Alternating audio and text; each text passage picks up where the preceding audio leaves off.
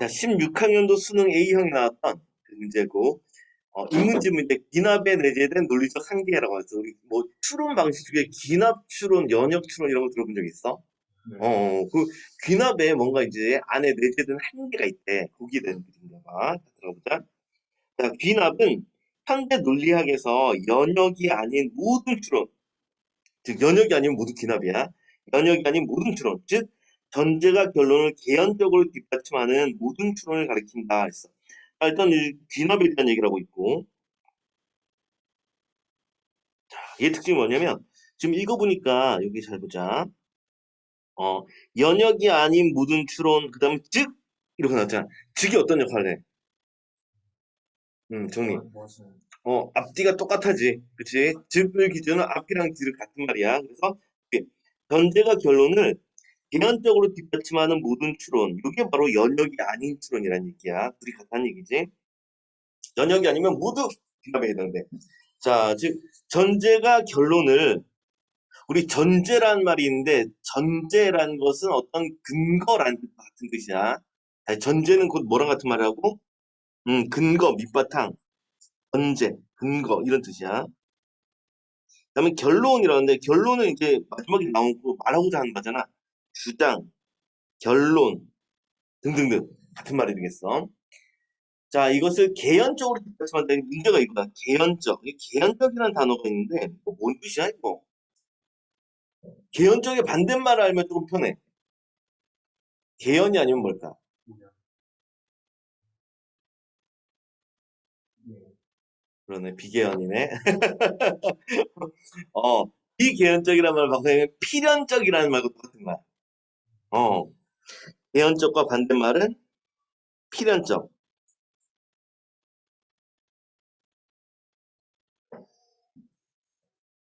그래서 개연적이라는 건 일어남직하다.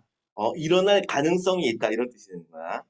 가능성이 있는, 가능성이 있게 이런 뜻이 되겠지.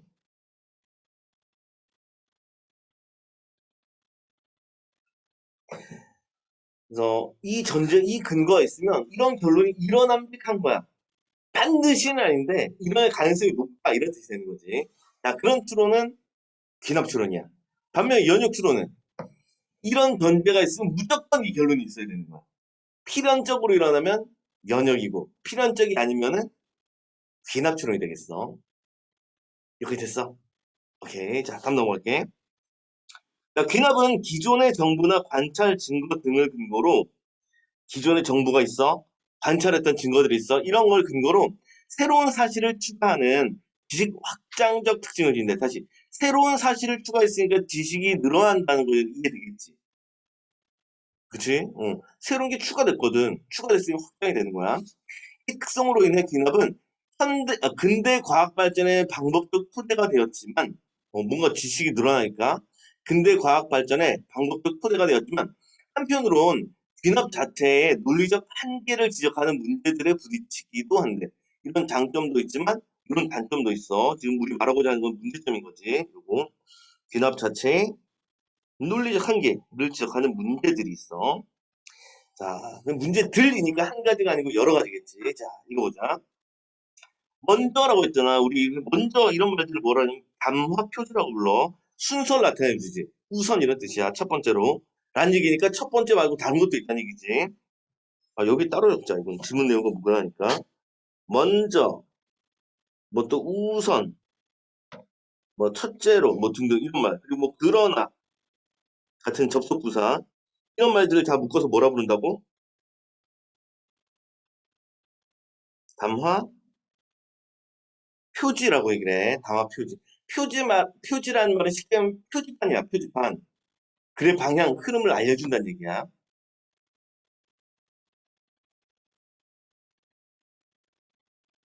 이해했어? 네.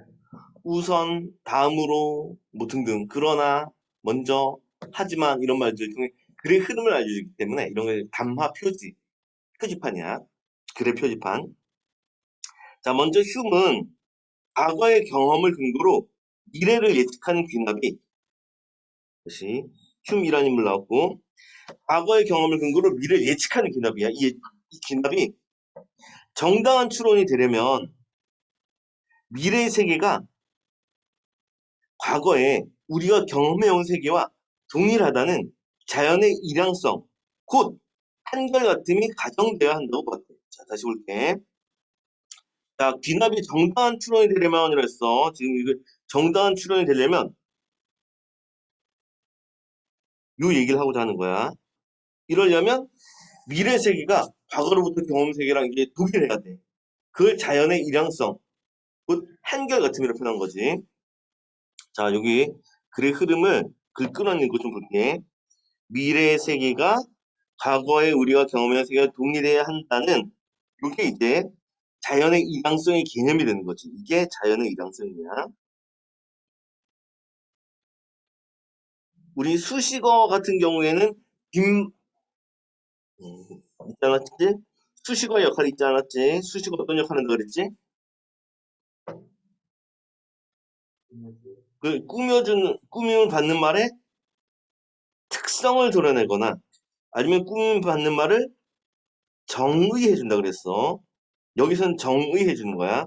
자연의 일양성이란 뭔가요? 미래 세계와 과거에 우리가 경험한 세계가 동일하다는 거야. 이렇게 개념정의가 되는 거야. 자, 그리고 곧 들어갔다. 곧 한결같음. 이거 한결같음도 같은 뜻이 되는 거지. 즉 일양성이라는 말은 한결같음이라는 말과 똑같은 뜻이라는 얘기야. 곧이 나왔으니까. 곧, 즉, 다시 말해서 이런 표현들이 다 같은 말이야. 자, 여기까지 됐어. 이해들 됐어? 오케이. 다시 한번 설명할게. 자, 과거를 근거로 미래를 예측하고 있거든. 근데 이게 정당하려면 미래 세계가 과거 세계랑 똑같아야 된다는 얘기야. 그런 것들을 자연의 이당성이라고 부르고 자연의 한결같음이라고 부르는 거야. 자, 이게 가정되어야 한다고 같다. 그런데 자연의 일양성, 이것은 선언적으로 알 수 있는 것이 아니라 경험에 기대할 수 있는 거야. 다시, 자연의 일양성은 경험에 기대할 수 있어. 자, 다시. 자연이 한결같느냐? 바로 알 수 있어? 없지. 쭉 계속 봐와야지 한결같은 걸 알 수가 있는 거잖아. 응? 그래서 이것은 경험에 기대야 알 수 있는 것에 해당돼. 자연의 일양성은 경험에 기대야 돼. 자, 그리고 우리 어휘 하나 짚고 넘어가요. 선험적. 선험적. 이거 뭔 뜻이야? 반대말은 뭘까?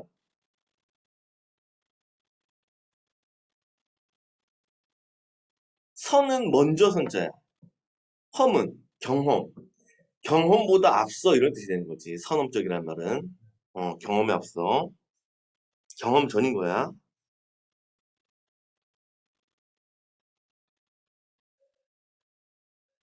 즉, 겪어보지 않아도 알 수 있는 것이 아니라 경험을 해야만, 경험에 기대야만 알 수가 있는 거야. 즉, 귀납이 정당한 추론이라는 주장은 자연이 이상적이라는 다른 지식을 전제로 하는데, 다시, 귀납이 정당한 추론이 되려면 자연의 이상적이다라는 지식이 필요하다는 얘기지. 그게 돼 있지? 자, 그런데 그 지식은 다시 귀납에 의해 정당화되어야 하는 경험적 지식이라는 거야. 자, 우리 다시 한번 정리 좀 할게. 자, 귀납이 정당한 추론이다. 이게 되려면 다음에 자연은 일양적이다. 라는 지식이 필요해. 그런데 이 지식은 정당을 하기 위해선 다시 귀납에 의해 정당화가 될 수 있어. 왜? 자연이 일양적이라는 것은 선험적으로 알 수가 있어, 없어? 없지. 경험을 통해 알 수 있는 거잖아. 경험을 통해 어떤 결론을 내리는 거. 이게 바로 귀납이잖아. 그렇지. 자, 그러면 요거 옆에다 다시 한번 정리 좀 하면은, 보기 편하게 정리하면. 자, 일단 귀납이 정당한 추론이다. 라는 주장을 하고 싶어. 귀납이 정당한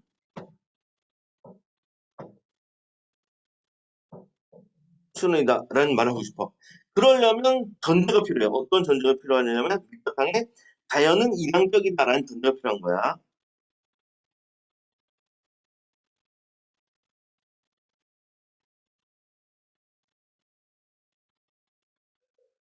자, 이게 필요해. 자, 그런데 이 지식은 문제가 되는 게 뭐냐면 요놈의 지식, 자연은 이상적이다라는 이 지식은 바로 알 수 있는 게 아니라 귀납, 을 통해서 정당화된 지식이야.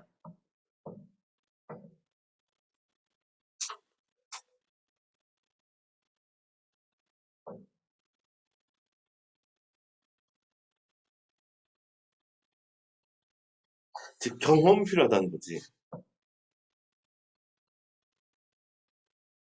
여기까지 됐어.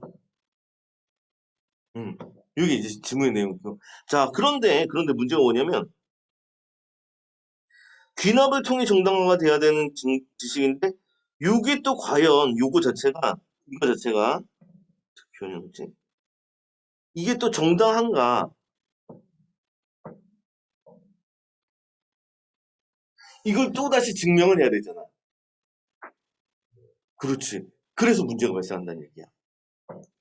그러면 여기까지 해가지고 질문 계속 읽어볼게.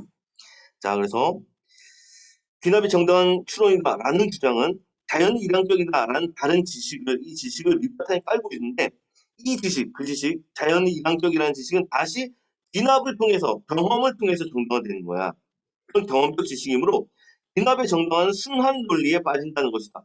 이걸 증명하기 위해서 이게 필요하고 이걸 증명하기 위해서는 또 귀납을 통해 해야 되고 그럼 이 귀납은 또 정당한가?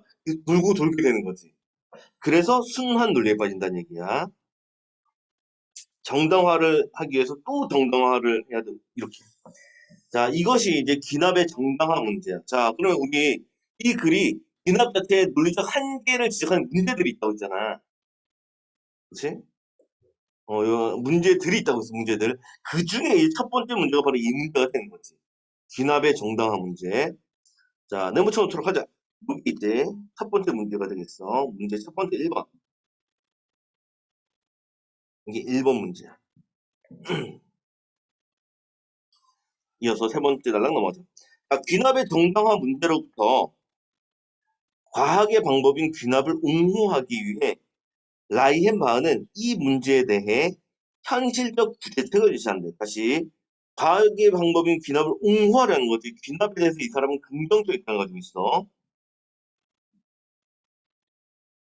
자, 이걸 하기 위해서 라이헨바흐라는 사람이 있는데 이 문제에 대해 현실적인 구제책을 제시한대. 현실적 구제책이니까 해결이 되는 완벽한 해결책은 아니란 얘기지.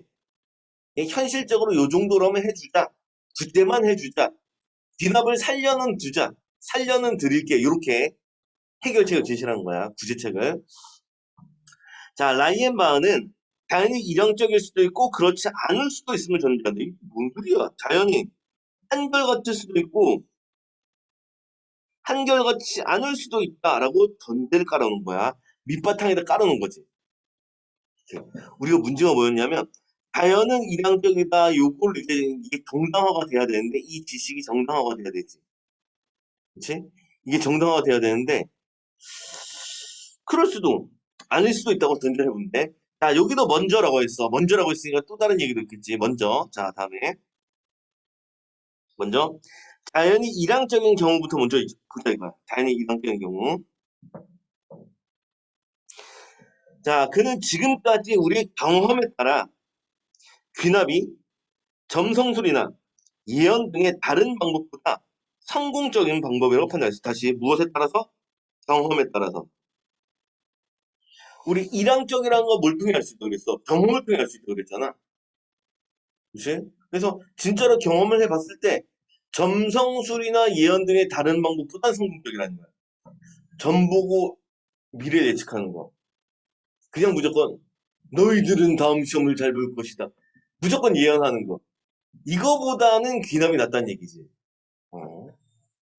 그래서 다른 방법보다는 좀 성공적이다. 일항적의 경우 다른 방법보다 성공적이야. 자, 다음 넘어서 자 이번에는 자연이 일항적이지 않다면 그래서 이두 번째 관점 두 번째 이번 일항적이지 않은 경우도 살펴보자 이거야. 자 일항적이지 않다면 이게 계속 달라지는 거잖아. 한결같지 않고 달라지는 거야. 자 그렇다면 어떤 방법도 체계적으로 미래 예측에 계속해서 성공할 수 없다. 그렇겠지.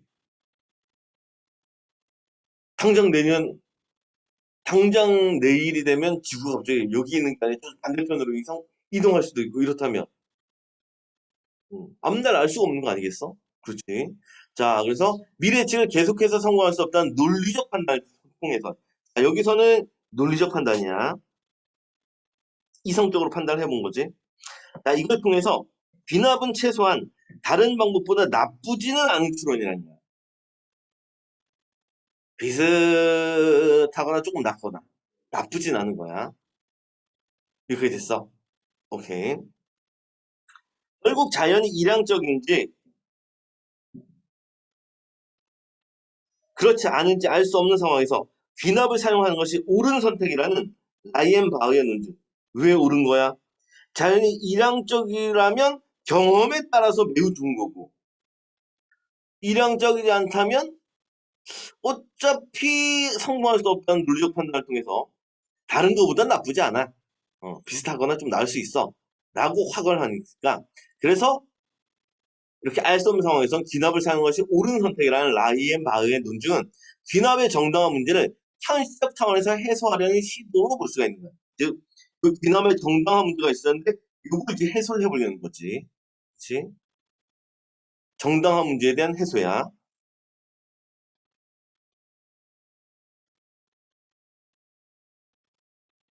이렇게 되겠어. 1번에 대한 해소. 문제점 첫 번째에 대한 해소였어. 자, 다음 내려가자. 네 번째 단락. 자, 귀납의 또 다른 논리적 한계로, 문제점이 또 있어. 또 다른 논리적 한계로 어떤 철학자는 미결정성의 문제를 지적한대. 자, 그러면 우리 위에 귀납의 정당한 문제가 있었는데 요거 외에도 또 다른 문제, 미결정성의 문제라는 문제가 있네. 이런 문제가 있어. 이건 어떤 철학자의 말이야. 누군지는 모르겠어. 자, 이를 보면 미결정성이니까 말 그대로 결정이 되지 않는다는 얘기지. 결정이 되지 않는다는 문제를 지적해.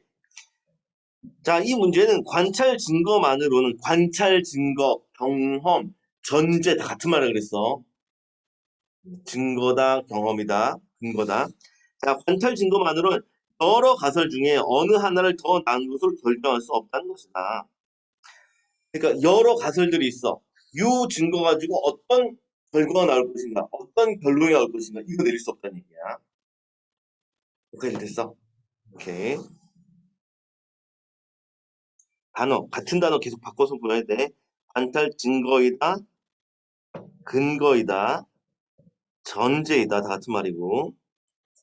그다음에 여러 가설이라고 하는데 가설 여러 필요 없고 가설, 주장, 음, 결론, 가설 같은 말이라고 그랬어. 자, 이런 여러 가설 중에서 어느 하나를 더 낫다고 결정할 수 없어. 가령 예를 들고 있어. 요거 바탕으로 좀 이해를 해보도록 하자. 몇 개의 점들이 발견되었을 때 그 점들을 모두 지나는 곡선은 여러 개이기 때문에 어느 하나로 결정되지 않아. 자, 여러 개의 점들이 발견됐을 때라고 했는데 이 발견된 게 바로 관찰 증거가 되는 거지. 이건 관찰 증거야.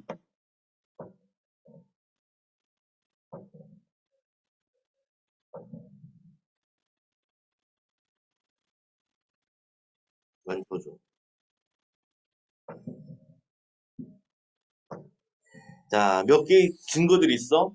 이걸 바탕으로 그 점을 지나는 모든 곡선은 여러 개인 거지. 즉 여러 가설들이 있는 거야. 여러 주장과 여러 결론이 있는 거지.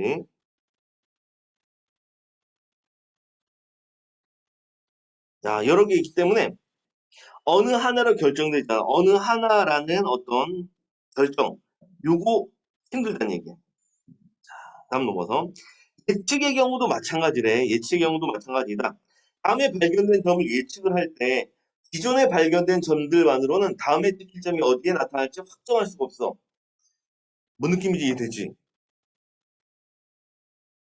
예를 들어서 예를 들어서 점점점점점점 여기까지 점이 있는데 그 다음번에 여기에 찍힐지 여기에 찍힐지 여기에 찍힐지 어디에 찍힐지 알 수 없다는 얘기야. 어.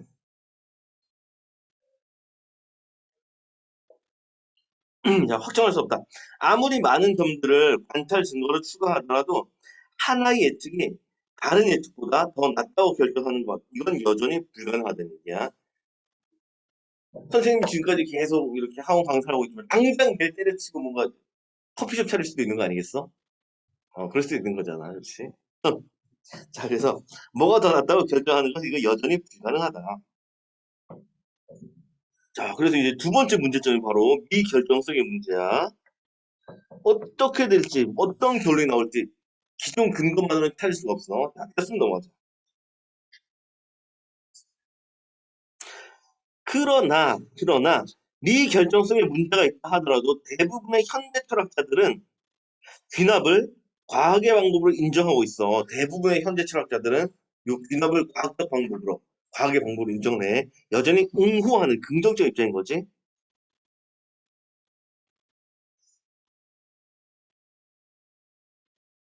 자, 이들은 귀납의 문제를 직접 해결하기보다 확률을 도입하여 개연성이라는 귀납의 특징을 강조하려고 하는데, 자, 미결정성의 문제를 뭘로 해결하려고 하고 있어? 이걸 통해서 해결하려는 거지. 그렇지? 확률을 통해서 이게 해결책이 되겠어. 자, 이건 미결정성의 문제에 대한 해결책이야.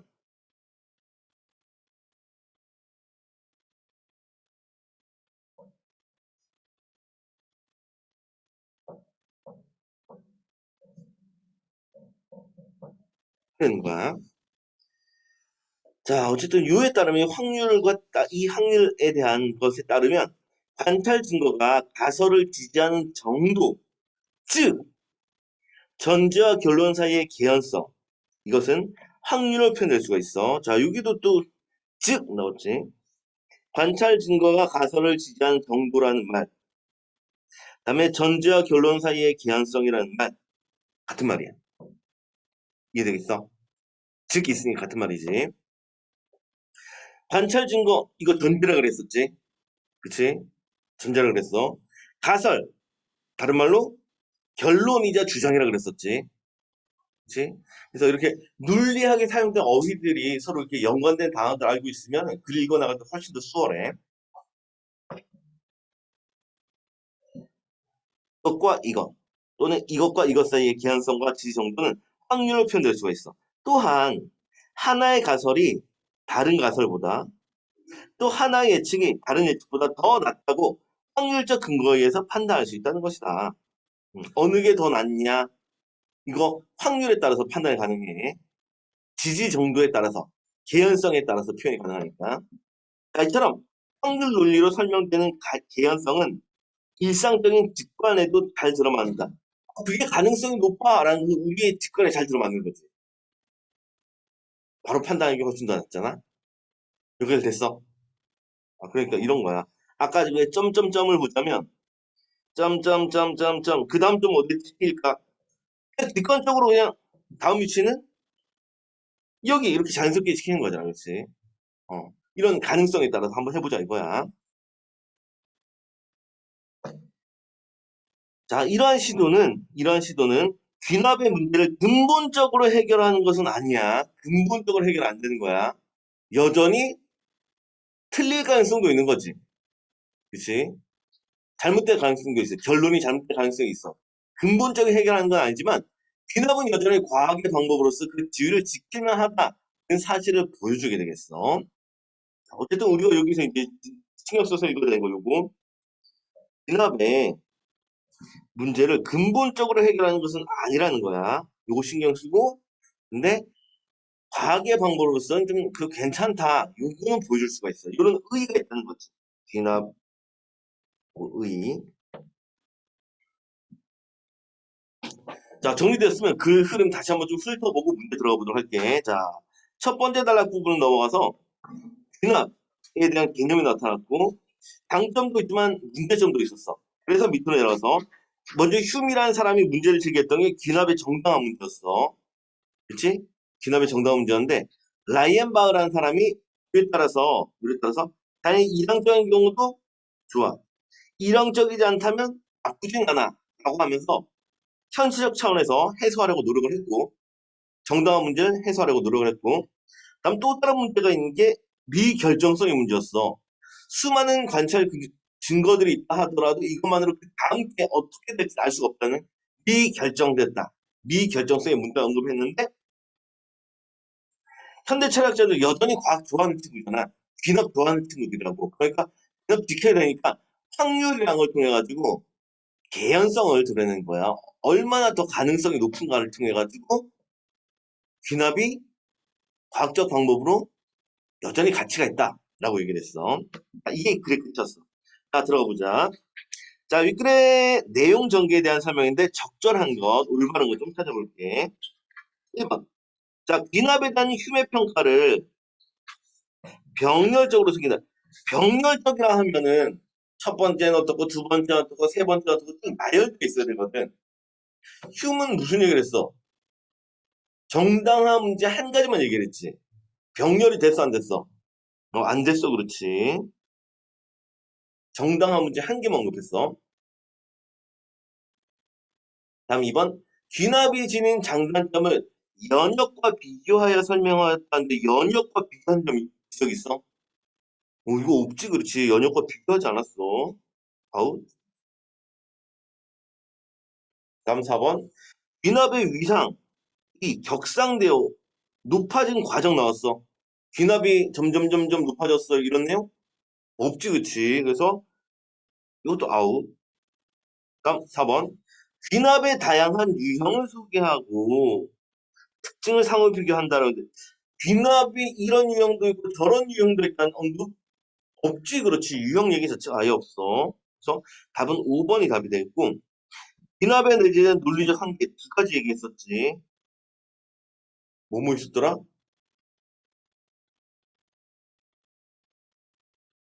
어떤 걸 하려면 어떤 거. 그렇지. 그거 있었지. 그렇지. 그래서 귀납에 정당한 문제가 있었지.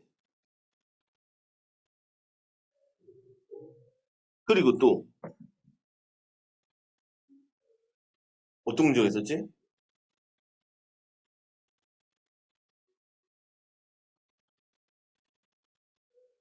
방을 수많은 관찰 근거가 있더라도 앞으로 어떻게 될지 몰라. 이게 뭐였어?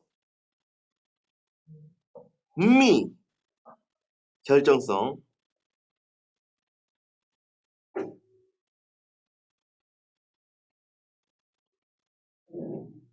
이렇게 두 가지 문제점이 있었는데 그에 대한 해소 방안. 정당한 문제 같은 경우에는 일항적일 수도 또는 그렇지 않을 수도 있다라고 하면서 해결하려고 했었지. 그치? 일항적일 경우에는 한결같으니까 경험이 비춰올 때 되게 소극적이야. 일항적이지 않을 경우 아니 다른 것들도 다 마찬가지로 안 돼. 그래서 다른 것보다 나쁘진 않아. 그랬었어. 그다음에 미결정성의 문제는 무엇을 통해 해결하려고 했는데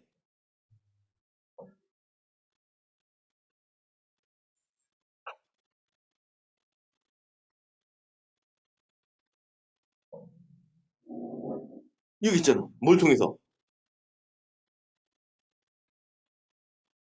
확률을 통해서. 확률을 통해서.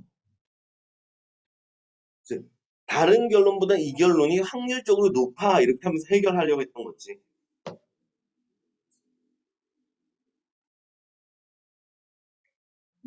답이 5번이 답이 되겠다. 자, 다음 넘어서. 자, 윗글 이한 내용인데 적절하지 않은 것이라고 했어. 1번부터 보면. 자, 많은 관찰 증거를 확보하면, 관찰 증거가 늘었어. 이러면, 귀납의 정도에 대한 순환 논리 문제 해소돼안돼.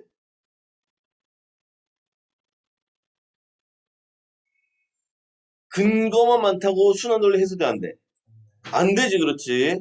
귀납의 정당화는, 귀납의 정당화는, 귀납이 정당하다는 걸 증명하기 위해서 자연이 일양적이다를 또 이제 증명을 해야 되는데, 이 증명이 또 귀납을 통해서 증명이 되는 거잖아. 증거만 많다고 해소되는 거 아니야. 1번 이해돼? 오케이. 자, 2번 넘어서. 직관에 들어맞는 확률 논리라 하더라도 귀납의 논리적 문제, 근본적으로 해결이 됐어, 안 됐어? 무조건 안 되는 거였지. 귀납의 논리적 문제는 근본적으로 해결하지 못한다. 그래서 동그라미. 답이 나왔네. 1번이었네. 이렇게 됐어? 오케이. 자, 나머지 3, 4, 5번 빠르게 볼게. 관찰 증거와 가설을 지지하는 정도. 이걸 확률로 표현할 수 있다. 이것은. 이렇게 하는 것은. 귀납의 긍정적 입장이야, 부정적 입장이야?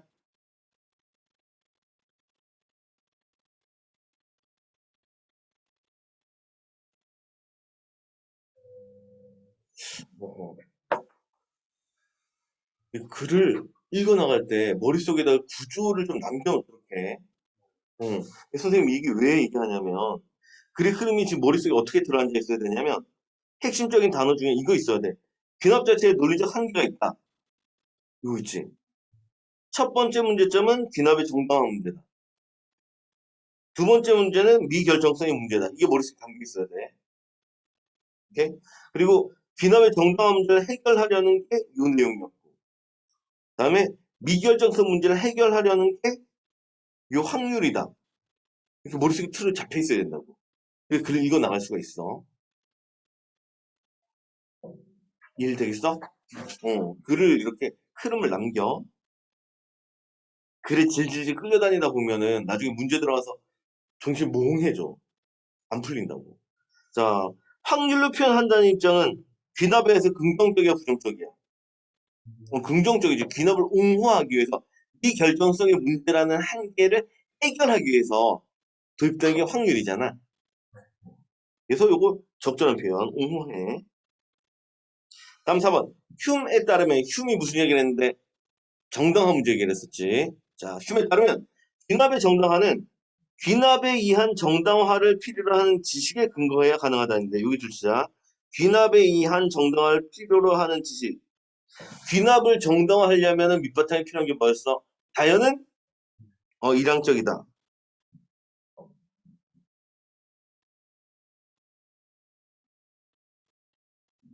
이다라는 근거인데 이 자연은 일항적이다라는 지식이 또 귀납에 또 뭐지? 정당화가 돼야 되는 거잖아. 이해되지? 자연이 일항적인 건 우리는 뭘 통해 할 수 있다고? 경험을 통해 할 수 있으니까 적절한 표현이 되겠어. 다음에 5번. 자, 귀납의 지식 확장적 특성은 이미 알고 있는 사실을 근거로 다음에 아직 알지 못하는 사실을 추론하는 데서 비롯한다. 알지 못하는 사실을 추론해냈으니까 새로운 지식이 나타난 거지. 그치? 다시 기존에 몰랐던 사실이 있어. 근데 그걸 추론을 해냈어. 그러니까 지식이 어떻게 된 거야? 확장이 된 거 맞지, 그치? 그래서 확장적 특성이라는 표현, 적절한 표현이 돼. 8번까지 해결됐나? 자, 다음 문제 넘어가자. 자, 라이엔바흐의 논증에 대한 평가인데 적절하지 않은 것은 했어. 라이엔바흐가 뭐 했더라? 어, 귀납의 정당화 문제를 좀 해결해 보려고 했던 거지. 현실적 차원에서 해결해 보려고 했어. 자, 1번부터 보면. 자, 귀납이 지닌 물집 허점 있는데, 완전히 극복이 됐어, 안 됐어? 안 됐지, 그치? 이런 비판의 여전히 여전히 있는 거야. 그 다음에 2번. 귀납을 과학의 방법으로 사용할 수 있음을 지지하려는 거 맞아? 귀납의 긍정적 입장 맞냐고. 그렇지. 문제를 해결하려는 입장이니까 지지하는 목적에서 시도했다는 표현, 적절한 표현이고. 자, 다음 3번. 귀납과 다른 방법을 비교하기 위해 경험적 판단과 논리적 판단을 모두 활용한 것이 특징이다. 맞죠? 여기서부터 판단하기 어려워. 이게 판단이 좀 어렵다고. 요거 좀 이따 설명할게, 그러면. 3번 좀 이따 설명하고, 다음부터 볼게. 자, 4번. 귀납과 견주어, 미래 예측에 더 성공적인 방법이 없다는 판단을 근거로 귀납의 가치를 보여줬다. 귀납의 가치 보여줬나? 그렇지, 보여줬지. 점성술이나 예언보다 낫다는 얘기지. 적절해. 다음 5번. 귀납이 현실적으로 옳은 추론 방법을 밝히기 위해 자연의 일양성이 선험적 지식임을 증명했어? 경험 아니요? 안 됐지. 자연의 일양성은 뭘 통해서만 확인이 가능하다고? 경험을 통해서만 확인이 가능한 거야, 그렇지? 그래서 선험적 지식임을 증명할 수는 없는 거야. 그래서 일단 답은 5번 이렇게 답이 돼. 5번 답은 이해된 거지. 그렇지. 자, 이 문제가 3번이야. 자, 보자. 자, 비난과 다른 방법을 비교하기에 경험적 판단과 논리적 판단을 모두 활용했다는데, 잘 보자. 경험적 판단이라는 얘기는 겪어보고 하는 거잖아. 네. 그러면 겪어보고 한다는 얘기는 이건 일향적일 때, 일향적이지 않을 때. 그냥 그렇지. 요건 일향적일 때 얘기해. 일향적일 때.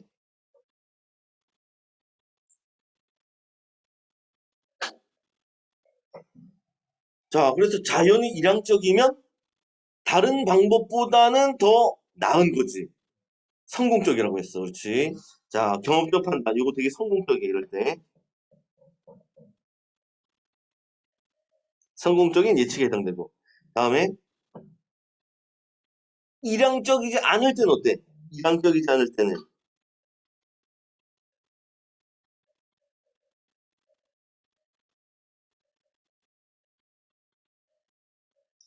자, 자연이 일향적이지 않다면 다른 것들이나 귀납이나 다 똑같이 미래를 성공적으로 예측할 수가 없는 거지. 그렇지. 미래를 성공적으로 예측할 수 없어. 그래서 논리적으로 판단해 봤을 때 귀납이 다른 트론보다 나쁘진 않다. 그렇지. 나쁘지 않다. 그렇지. 다른 방법보다 나쁘지 않은 거야.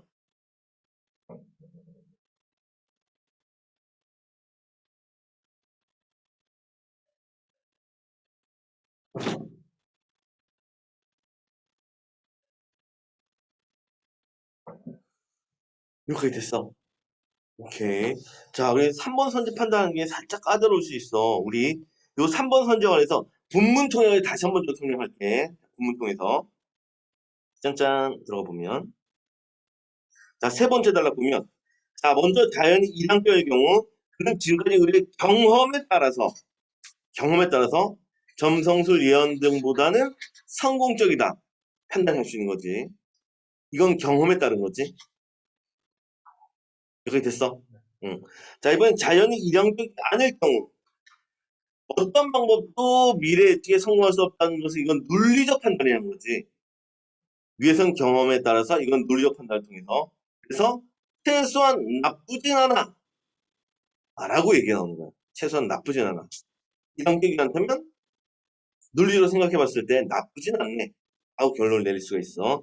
그럼 다시 돌아와서 문제 보면 이제 이해가 될 것 같아. 자, 기납과 다른 방법, 즉 점성술이나 예언과 비교하기 위해 경험적인 판단과 논리적 판단 모두 활용했다. 이거 이제 이해되겠어? 오케이. 자, 됐으면 넘어가자. 자, 다음 10번 문제. 댓글 바탕으로 할 때 보기의 기억 니은에 대해 A와 B의 입장을 추론한 건데 적절하지 않은 거, 잘못된 거. 자, 이거 보면 오, 어허, 잠시만. 이거 지워야겠네. 그래서 수업 준비를 다 해가지고 답 체크가 다 돼 있다. 맞소사. 아까 지운다고 열심히 지웠는데 엉뚱한 거 지웠나 봐. 아, 볼까? 어허. 자, 어쩐지 너무 표시가 잘 돼 있어가지고 깜짝 놀랐네.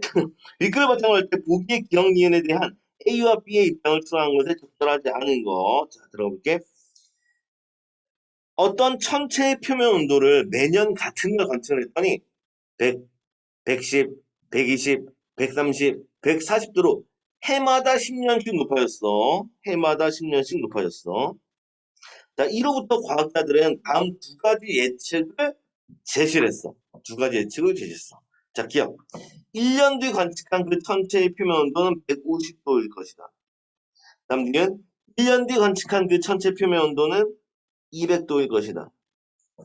우리 지금 100, 110, 120, 130, 140 됐으니까 우리의 직관을 따져봤을 때는 직관적으로는 기억과 니은 중에 무엇이 더 맞는 것 같아? 기억이 직관에 어울리는 거지, 그치? 여기 직관과 부합이 돼.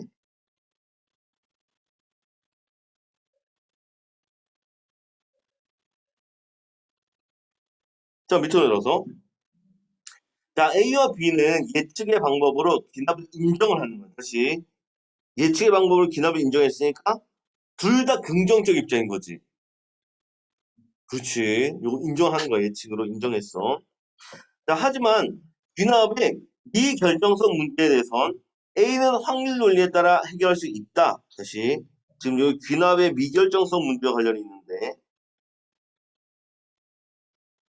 앞으로 어떻게 될 것을 예측하는 거니까 미결정성의 문제에 대해서 A는 어떤 입장이냐? 확률 논리에 따라서 해결할 수 있다. 즉 A라는 사람은 확률에 따라서 미결정성의 문제를 해소하려는 사람이지. 오케이. 미결정성의 문제를 확률에 따라서 해소하려는 거야. 자, 반면 B는 어떤 방법으로도 해결할 수 없다는 입장이래. 사실 어떤 입장으로도 미결정성의 문제 해결이 되는 거야, 안 되는 거야? 안 된다, 그렇지. 귀납을 인정하긴 하지만 문제점도 인정을 하는 사람이야. 오케이? 문제점도 인정을 해. 자, 됐으면 내려갈게. 자, A와 B는 둘 다 과학자들이 예측한 기억력이 모두 기존 관찰 근거에 따른 것이라고 보겠다. 자, 보자. 과학자들이 예측한 기억과 이건 결론들이지. 즉 예측들. 가설들이라고. 그치? 즉 기억이란 가설, 그 다음에 니은이란 가설들이 있어. 자, 얘들이 모두 기존 관찰 근거에 따른 거라는데 관찰에 따라서 결론을 내리면 우리 이런 걸 뭐라고 그래? 귀납이라고 하지. 그치, 귀납이야. 관찰 근거에 따라서 결론을 냈으니까 귀납 추론했다라는 얘기인데 실제로 얘들이 어떤 결론이었냐면 요 100부터 140을 바탕으로 이런 기존 경험을 바탕으로 10도 높아진 150도를 추천한 거잖아. 다시 10 올라갔으니까 요걸 바탕으로 1년 뒤에는 150도일 것이다 라고 한 거지. 그치? 그러니까 귀납 따르고 있는 거지. 그치? 그래서 이거 적절한 표현이고. 다음에 니은이라는 사람도 보면은 예측의 방법으로 귀납을 인정을 하고 있잖아. 그치? 네. A, B 모두 예측의 방법으로 귀납을 인정을 하거든. 그래서 귀납에 따른 것이다 라는 표현. 니은도 적절한 표현이 되는 거지. 여기까지 이해됐어? 다 된 거야? 네. 오케이. 자, 다음 2번 넘어갈게. 자, A는 기억 니은 중에 하나가 더 나은 예측임을 결정할 수 있다. 결정이 가능하다는 얘기는 무엇을 통해서? 경험, 확률을 통해서. 그렇지, 확률을 통해서 가능한 얘기니까 이건 A에 대한 설명, 적절한 표현이지. 이해됐어? 우리 아까도 봤듯이 미결정성의 문제를 이것을 해소하려면 방법이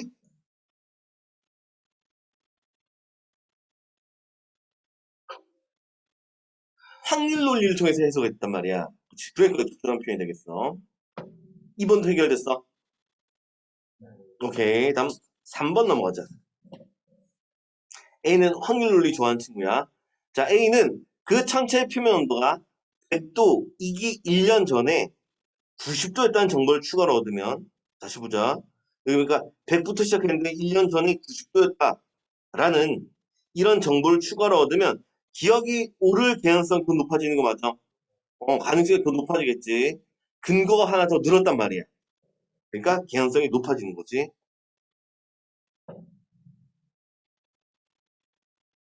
자, 다음 4번. B는 기억에 대해 가능한 예측이라고 한다.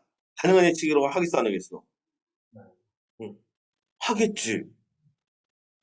그치? 어차피 B는 어떤 입장이야? 미결정성의 문제는 해소가 돼야 안 돼? 안 된다는 입장이죠. 그렇지? 미결정성. 그렇지. 여기 보니까 B는 어떤 방법으로도 해결할 수 없다고 얘기했단 말이야. 미결정성 해결할 수가 없어. 어떤 결론이 나올 수도 없어. 나올지 모르는 거야. 자, 그러면 B는 기억에 대해서 가능한 예측이라 말하겠지만 적절한 표현이고, 다음 뒤로 넘어서 니은보단 더 낫다고 말할 수 있어 없어?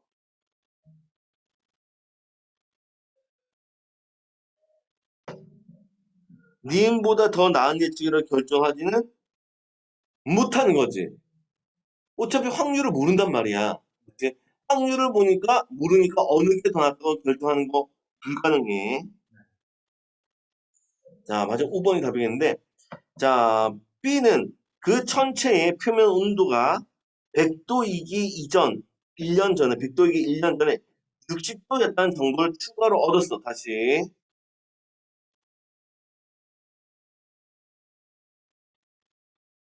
자, 이렇게 추가로 얻게 되면, 니은을 기억보다 더 나은 예측으로, 우리 지금 누구 얘기하면 B 얘기하고 있단 말이야. 뭔가 무엇이 무엇보다 더 나은 예측이다라는 말을 하려면, 확률론자, 즉 확률 논리에 따르는 사람들만 이런 얘기를 할 수가 있지. 그렇지. 그래서 B가 아니라 A가 해당돼야 돼. A.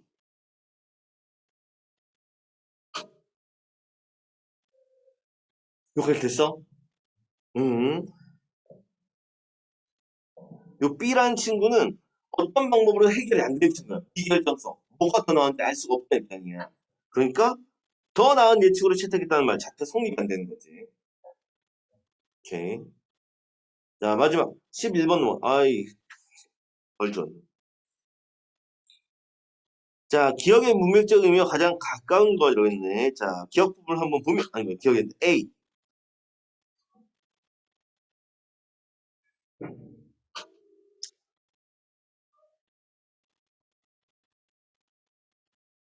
아유, 찾기도 힘드네. 아유, 그 필기를 너무 형형색색하고 나면 찾는 게 힘들어. 이게 뭐야?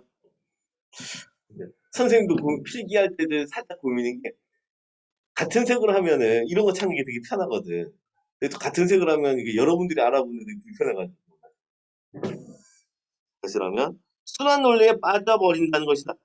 순환 논리에 빠졌다는 게 순환 논리의 문제점에 빠져들다. 뭐 이런 얘기겠네.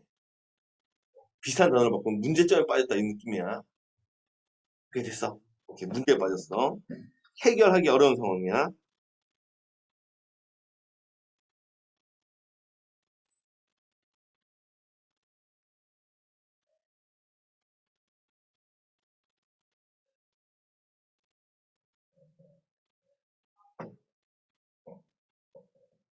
어떤 문제 해결이 어렵다. 요거 생각하면서 보자. 어, 혼란에 빠지는 게 혼란이란 문제점에 해결되기 어려운 거지. 답이 1번인가? 바로? 자, 2번 보면 모든 사람들 기운이 빠졌다. 힘이 다했다는 뜻이지. 그치. 요거는 힘이 다하다는 뜻이고.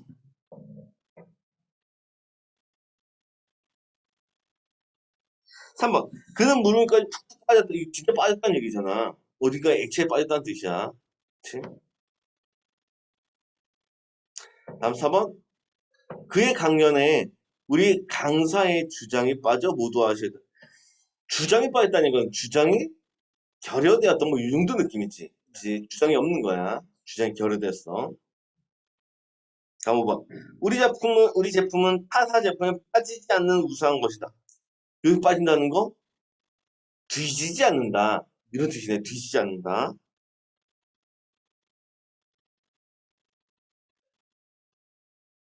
그래서 다 안 돼.